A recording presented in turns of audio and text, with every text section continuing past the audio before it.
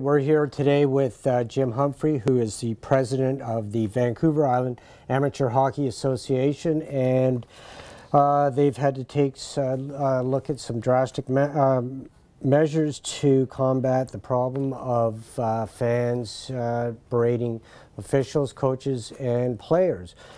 Jim, what you said that this season it's worse than in your 50 years of hockey. Why do you think that's the case? This year is probably the worst, if not the worst. And our indicators are, and the rationale why we feel this is one of the worst years is because we've lost more officials over this past year than what we've been able to recruit back. We normally sit at around 1,100 officials on Vancouver Island, and we're somewhere down around 1,050 right now, and that's after a very heavy recruiting process through to the beginning of December. And after December 1st is when we stop having the clinics for officials, so we can't get any more back now until the summer of 2015.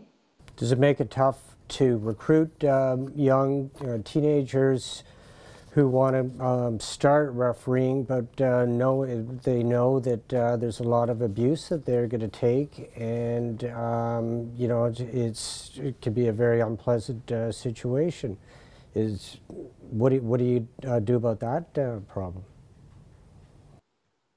Well, for sure, it's hard because these kids all go to school with each other, and a lot of them that we have are already hockey players themselves, and so they play hockey and then they want to give back to the game through officiating.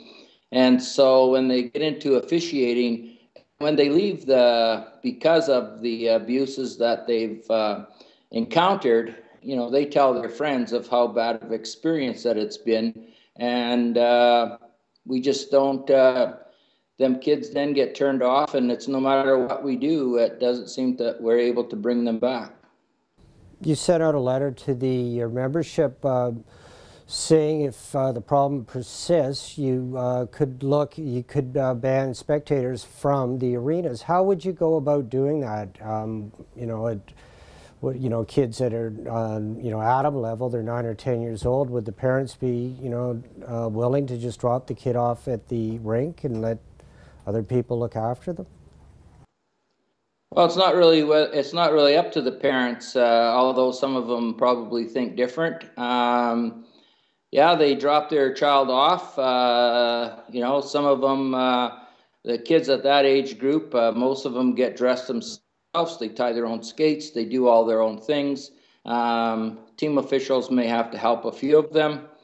But if we have to go this route, which none of us at Vancouver Island Amateur Hockey want, this is our plea for help. We're trying to get the point to the parents that we've tried everything that we can possibly think of, and it hasn't worked. And so we're trying to recruit the parents to be part of the solution and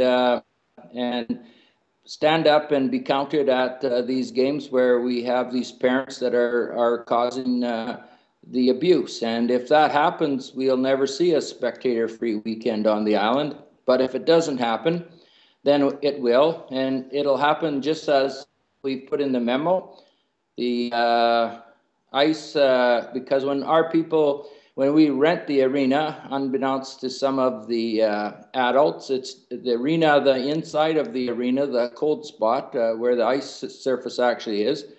Although it's a public facility, it's a private function, and it's just like any other private function. We can control who goes in and out of that private function, and our game officials, and we'll have presidents and executive members at these games as well to help out. But they will clear the stands, and if the parents don't want to leave, then we just send the kids off the ice and we'll cancel the game.